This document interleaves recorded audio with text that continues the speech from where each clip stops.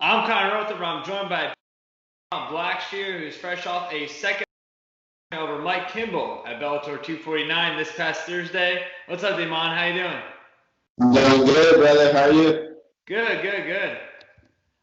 Yeah, I mean, a lot to talk about, but obviously this was, the first time on a big platform for you, Bellator debut. Kind of talk me through just the whole process of that week and what was kind of the experience like for you. Oh, it was great, man. I got into it was pretty much my first big show. So I got to the airport and they brought out the limo, took us out, and then took us to the casino. Then to see sunlight for about 5 days. We were just stuck inside the casino. But other than that, it was good. We got to it. Yeah. Did you expect like a limo and stuff? Like, is that something you knew was gonna happen? Or they pull up and you're like, wait, who's that for? They're like, it's for you. Yeah, I kind of figured they was gonna have somebody pick us up at the place, but they put up with the limo, so that was a little Yeah. extra nice. Have you been in a limo before? Or was that kind of the first time? That was the first time. Oh, there you go. It Nice. was a ride. At the end of the day, not like I did anything special in it, but it Yeah, was yeah. it was nice. So Is the ride back the same way? yeah, ride back was the same thing. All right, nice. And what was it like, kind of too? Because I mean, I feel like a lot of people have been asking this question to everybody, but just as far as like the whole quarantine process. But this was the first time you've had to do that before a fight. What was it kind of like, just being in the bubble and kind of dealing with, other stuff that you don't normally deal with during fight week? Yeah, it was pretty. It wasn't too different. Just me trying to train and get my weight down, but it was a little harder trying to maintain diet. You know what I mean? Because I'm stuck in a casino, uh, and all I could really eat is pretty much meat and vegetables. You know what I mean? In order to cut the last few pounds I had to cut. Uh, but that was the only issue. I just had to like order from the room service, and I had to just ask for chicken and lettuce. They're like, you don't want to eat ranch, or you don't want to eat the accident. Yeah, but yeah, it's good. Yeah. And just going into this fight too, I know like I was kind of surprised too, but Kimball is a guy that he's known to be a pretty exciting fighter. He comes out, kind of heavy and fast, and it seemed like he was a little more methodical this time, a little slower to start. Was that like a big surprise to you? Did you expect him to come out maybe a little harder? Um, we kind of game planned for him to do that, but I always kept it in mind that everybody's always aiming to improve, right? So if he wanted to play smart, especially if he's seen of me saying that he does come out fast, he's gonna try to improve and change up his game plan a little bit. So it wasn't too surprising that he wasn't um, as explosive in the beginning, but I was always prepared for that. So Yeah. In that first round, I think the entire round was on the feet, and both you guys looked content to kind of stay there. But then that second round, you shoot for the takedown. I mean, did you know that that was going to be a hole there that maybe you could latch onto a submission? yeah, that was pretty much the game plan going into this fight. Is that I knew once I took it to the ground, that was my world. That's where I was going to shine. That's one to show a little bit more on the feet. He wasn't coming forward. He was staying back on his back foot. That's why those leg kicks were landing um, extra well, is because he was always just running back, and it left his legs vulnerable. He was guarding up top, but left his legs vulnerable. So, Yeah. And is that kind of why you chose to maybe go for that, like in the second round too, because you had landed those leg kicks? Maybe like, did you sense him kind of slowing down a little?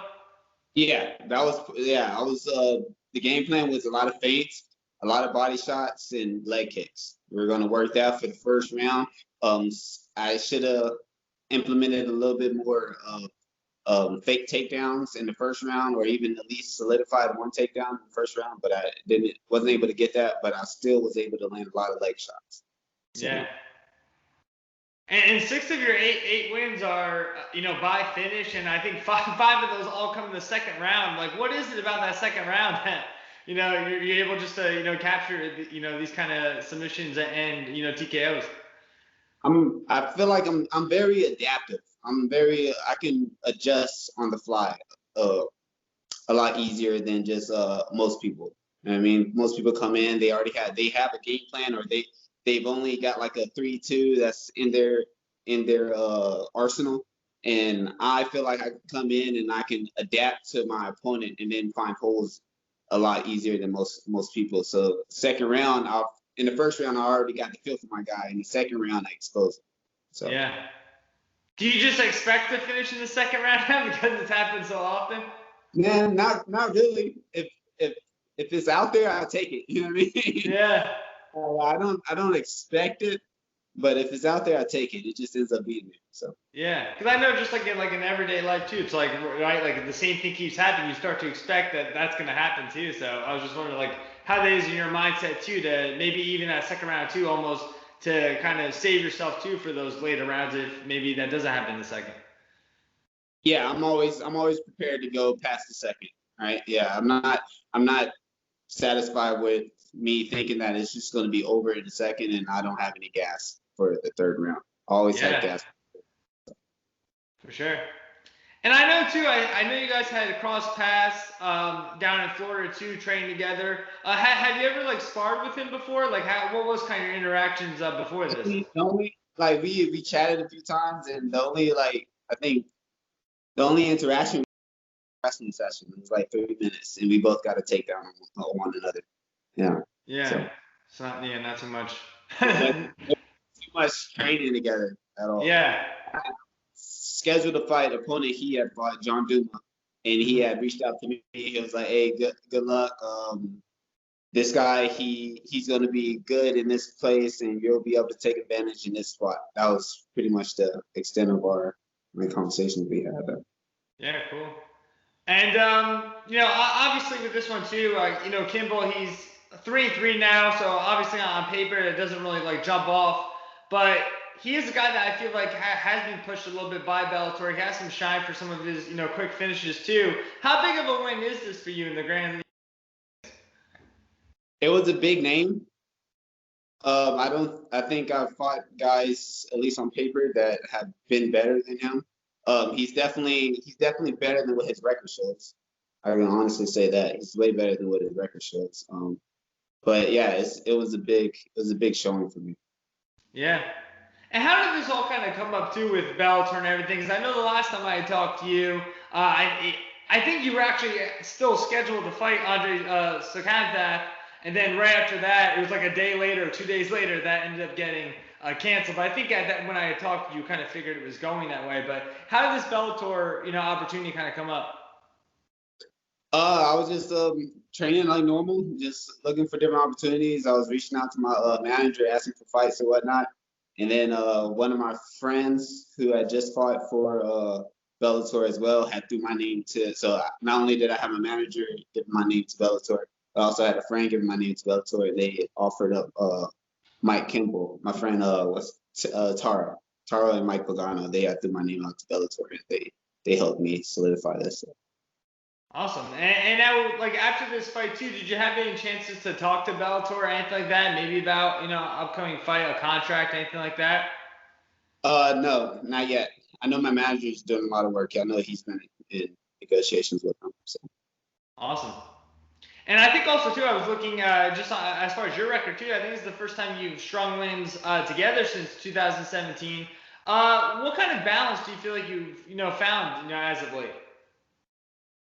Just preparing for my opponent. I was training, but I was a little bit all over the place. Mentally, I'm way more prepared than I've ever been. And I'm always getting better. I'm always better than my last performance, and I always aim to be better than yesterday. You know what I'm saying? So I just feel like I am more organized in my training and just more prepared than normal. So Yeah. Obviously, it's a little harder now. I mean, I think it's starting to ease up a little bit, but as far as just traveling and getting to go to other gyms and things like that, I know it's something that you've done in the past, but in this camp, I think it was all in Fayetteville. Like, are you planning on revisiting some of those other gyms like Jackson Wings and Sanford MMA? Are you looking to kind of explore some of those options as well in the future?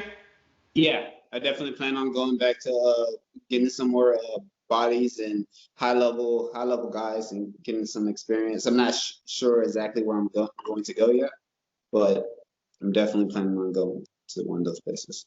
Yeah. And now this fight was a catch weight at 140. Was that just because of like the quarantine and everything? It was a little hard to make the weight. No, it wasn't that it was hard to make the weight. 135 has always been easy. Um, it's just something we agreed upon. If neither one of us wanted to cut, then we could just meet up at 140. Yeah, for sure.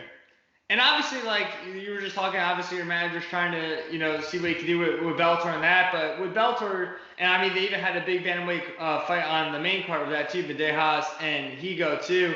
That division's kind of seems like it's really surging now too. Pettis, and they just made, I think Magomedov just signed, and then they also have Brett Johns from the UFC as well. So a lot of stuff kind of happening there. I think even Coker said in the, kind of post-fight press conference that he thought it was better than the UFC's bantamweight division. I don't know if I agree with that, but I think it's definitely surging and that kind of thing. But for you, I mean, that's got to be something that when you're thinking the grand scheme of things, that's got to get you excited. Yeah, it does. It does. Either organization is perfect because I'm always saying I'm here for the competition. I'm here to test myself, and I see tons of guys in Bellator, and I see tons of guys in the UFC that can do that. Yeah. Is there anyone that you look at that roster too and get excited? Because obviously, like, there's a lot of bigger guys too. Like I named, like obviously like Brett Johnson, those guys are going there. But even if you just look at like maybe like say that like like 18, like 20 to like 8 or something like that. There's a lot of good talent there as well. So anyone that kind of stands out? You talking about Bellator? Yeah. Um, uh, James Gallagher is the name that is getting thrown around a lot, and yeah, I love to fight that dude. James Gallagher, Ricky Bandejas, either either one of those guys. Even if I had to take a few more fights in Bellator and then get there, but either one of those guys sounds good to me. I feel like I have the skill up to beat any one of them. So. Yeah. Now I know you fight pretty local as far as the Northeast and stuff like that. That's where I kind of have a lot of my knowledge too with the sport. But did you ever run into like Bandejas, things like that? Because I think you both have fought for CFFC. Say it again. What was the question? Have you ever like crossed paths with Bandejas before, like on the local scene? Yeah, I think they've offered me Ricky Bandejas, but it was like on a week notice, and I wasn't in the best shape to take that fight on a week notice, and yeah, but that was it. That was the only time we kind of like crossed paths, but yeah. For sure. And as far as just like the future too, like you said, obviously Bellator's an option, but is there have you heard anything about maybe like a contender series or anything like that? Because obviously the second stint of this past season is kind of coming around. Yeah, same thing. My manager's just being like, "Hey, stay ready." So I let him handle most of that. That's yeah, for sure. He throws a fight, he throws a challenge at me, and I prepare. You know what I mean? That's pretty much my role. Yeah. I let him take care of it. Yes. Exciting time though. It sounds like to be a Damon Blackshear. Yeah, man. Opportunities. Yeah. And then anything before I let you go, Damon? The floor is yours. Not much, man. Just tune in. Be prepared for exciting things coming from me, and then just follow me on Instagram. Shout out to Lamont, my manager, LCA Sports Management Elite. Embrace down in Wake Forest, Fayetteville, Team Rock, and all my teammates and coaches have been pushing me. So, yeah. Yeah. All right. Thank you so much. One thing before I do let you go, you do have a jiu-jitsu competition coming up, correct? Yes, I do. All right, there we go. Get ready and go train for it right now. It's going to be against Neil Ritchie for Serious Grappling 5. So tune into that too. All right. Yeah, awesome. I think they're going to stream it live off their website. Yeah, great. Yeah, I started thinking, I was like, I know I saw something on his Instagram, but I had to remember for a second. There you go. All right, Damon, thanks so much for your time. I appreciate it, and take care. I wish you the best.